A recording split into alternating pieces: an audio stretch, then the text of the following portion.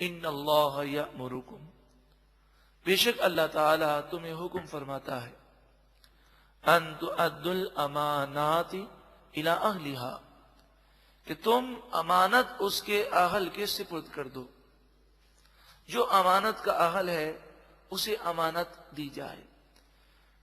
ایک تو اس کی یہ معنی ہے کہ اگر کسی نے آپ کے پاس امانت رکھوائی تو وہ امانت میں آپ خیانت نہ کریں، اور جو اس کا مالک ہے اسے وہ امانت وقت پر واپس کر دیں۔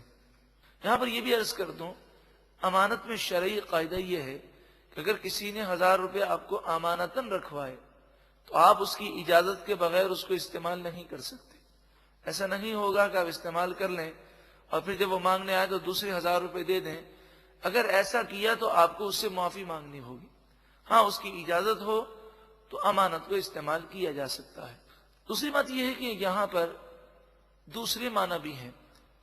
بے شک اللہ تعالیٰ تمہیں حکم دیتا ہے کہ امانتیں اہل کے سپرد کرو، تو جسے اللہ تعالیٰ نے یہ اختیار دیا ہے کہ وہ کسی کو عہدہ دیتا ہے، منصب دیتا ہے، نوکری پہ لگاتا ہے، کوئی افسر ہے جو انٹرویو لیتا ہے، تو اس پر یہ لازم ہے کہ جو اس عہدے کے اور منصب کے اہل ہیں انہیں ہی دے، ورنہ کل بروز قیامت وہ خیانت کرنے والوں میں شمار کیا جائے گا۔ تو جو اس کا اہل نہیں، اس کو منصب دینے والا اس کے تمام غلط کرتوت کا گناہگار ہوگا۔ یہ شرعی مسئلہ ہے۔ اور اس کے علاوہ جو گفتگو راز میں بیان کی جائے وہ بھی امانت ہوتی ہے۔ اس کی اجازت کے بغیر اسے دوسرے کو بتا دینا یہ جائز نہیں ہے۔ جب مسلمان کوئی بات کہے اور یہ کہہ دے کہ یہ راز کی بات ہے، یا اس کا اسٹائل ایسا ہو، یہ محسوس ہو کہ وہ اس بات کو پوشیدہ رکھ کے کہنا چاہتا ہے، تو اس کی اجازت کے بغیر اس کو عام کرنا یہ بھی امانت میں خیانت ہے۔ امانت کا ایک مفہوم یہ بھی ہے کہ اللہ تعالیٰ نے ہمیں آنکھ عطا فرمائی، یہ اللہ کی طرف سے دی ہوئی امانت ہے۔ کان عطا فرمائے، جسم کے اعضاء عطا فرمائے، مال اولاد عطا فرمائے، اب ان میں حق یہ ہے کہ ہم اللہ اور اس کے رسول کی نافرمانی نہ کریں۔ آنکھ وہی دیکھے جس کے دیکھنے کا اللہ نے حکم دیا ہے، کان وہی سنے جس کے سننے کا اللہ اور اس کے رسول نے حکم دیا ہے، اجازت دی ہے۔ یہ امانت داری ہے۔ اللہ تعالی ہمیں امانت کے اس پورے مفہوم کو سمجھنے اور اس پر عمل کرنے کی توفیق عطا فرمائے۔ قرآن مجید، فرقان حمید اور دیگر احکامات اور عبادتوں میں بڑی وسعت ہے۔ اس میں اگر گہرائی کی جائے اور سوچا جائے تو ہماری زندگی میں انقلاب آ سکتا ہے۔ ارشاد فرمایا، وَإِذَا حَكَمْتُمْ بَيْنَ النَّاسِ أَن تَحْكُمُوا بِالْعَدْلِ، اور جب تم لوگوں کے درمیان فیصلہ کرو تو انصاف کے ساتھ فیصلہ کرو۔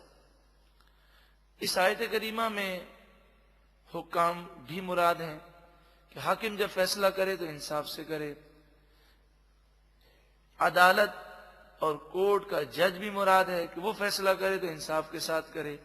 لیکن یہ آیت کریمہ بھی بڑی وسیع معنی رکھتی ہے۔ ہر شخص جسے فیصلہ کرنے کا اختیار ہو اس پر لازم ہے کہ وہ معاملات میں انصاف سے فیصلہ کرے۔ مثلا باپ ہے تو اپنی اولاد کے درمیان فیصلہ کرے تو انصاف سے کرے۔ اگر استاد ہے تو اپنے شاگردوں کے درمیان فیصلہ کرے تو انصاف کا فیصلہ کرے۔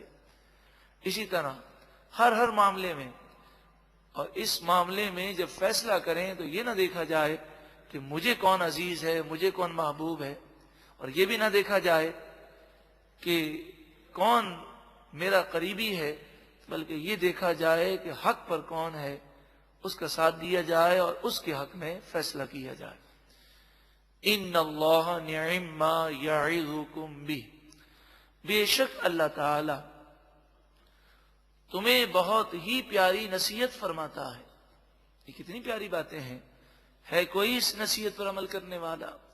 ان اللہ کان سمیعا بصیرا، بے شک اللہ تعالی خوب سننے والا، خوب دیکھنے والا ہے۔ تمہارے کلام کو سن بھی رہا ہے، تمہارے معاملات کو دیکھ بھی رہا ہے، اللہ دیکھ رہا ہے۔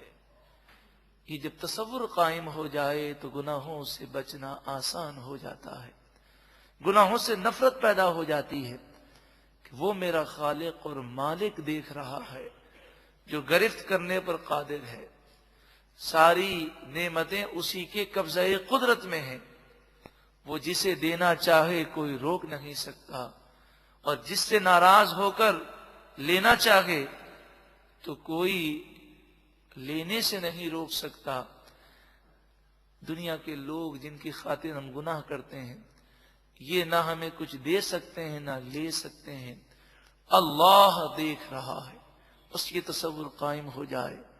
ہر اتوار کو عصر تا مغرب ختم قادریہ شریف باہر شریعت مسجد میں ہوتا ہے، اور خواتین کے لیے ہر ہفتے کے دن دوپہر 2:15 بجے سے لے کر 4:30 بجے تک شہزادہ لان جیل چورنگی کے پاس ختم قادریہ شریف ہوتا ہے۔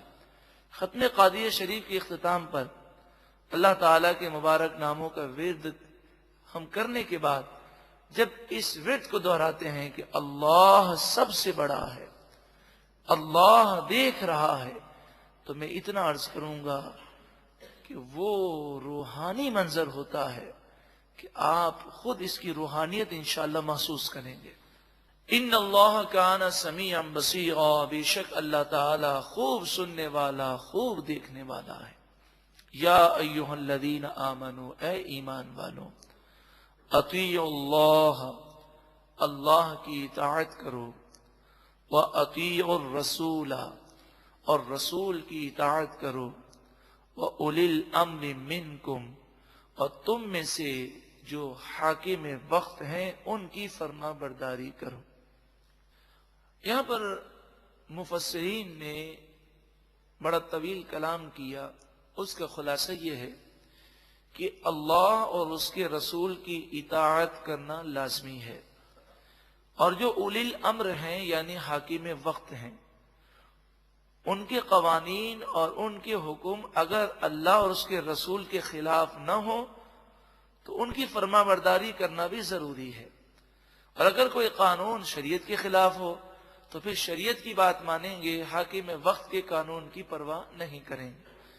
اس آیت کریمہ کے تحت مفسرین نے اور محدثین نے اور علماء فقہا نے اس پر کلام کیا کہ بغیر شرعی اجازت کے قانون کو توڑنا جائز نہیں ہے جس اسلامی ملک میں ہم رہتے ہوں۔ اگر وہ قانون شریعت کے خلاف نہیں تو اس قانون کی پابندی مسلمانوں پر لازمی ہے۔ ہاں، جو قانون شریعت کے خلاف ہوگا مسلمان اس کی پابندی نہیں کریں گے۔ تو بعض لوگ بلا وجہ سگنل توڑتے ہیں، ون وے توڑتے ہیں۔ انہیں اس آیت کریمہ کو سمجھنا چاہیے کہ ون وے کا قانون ہے یا سگنل کا قانون ہے، یہ قانون شریعت کے خلاف نہیں ہے۔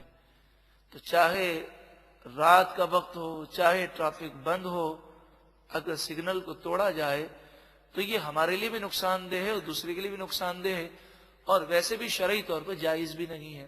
اللہ تعالی ہمیں عمل کی توفیق عطا فرمائے۔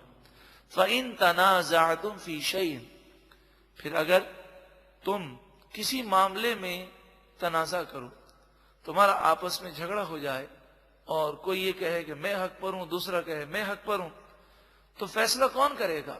ارشاد فرمایا فَرُدُّوهُ إِلَى اللَّهِ وَالرَّسُولِ إِن كُنتُمْ تُؤْمِنُونَ بِاللَّهِ وَالْيَوْمِ الْآخِرِ، پس تم اس معاملے کو اللہ اور اس کے رسول کی طرف لوٹا دو، اللہ اور اس کے رسول کی بارگاہ میں اس معاملے کے لیے رجوع کرو۔ اگر تم اللہ اور آخرت کے دن پر ایمان رکھتے ہو، کوئی بھی جھگڑا ہو، قرآن کو دیکھیں، قرآن پاک کو دیکھیں، احادیث طیبہ کو دیکھیں، شریعت کو ملحوظ رکھ کر فیصلہ کیا جائے۔ ذالک خیر، یہ سب سے بہتر ہے، وَأَحْسَنُ تَأْوِيلًا، اور اس کا انجام سب سے اچھا ہے۔ أَلَمْ تَرَ، اے محبوب کیا آپ نے نہ دیکھا، إِلَى الَّذِينَ يَزْعُمُونَ، ان لوگوں کو جو گمان کرتے ہیں، انہم آمنو، بے شک وہ ایمان لائے، بما انزل الیک، اس پر جو آپ کی طرف نازل کیا گیا، وما انزل من قبلک، اور اس پر ایمان لائے جو آپ سے پہلے نازل کیا گیا۔ ایسے لوگ ہیں جو ایمان کا گمان بھی کرتے ہیں، لوگوں کے سامنے دعویٰ بھی کرتے ہیں، لیکن ان کے معاملات ایمان کے برخلاف ہیں۔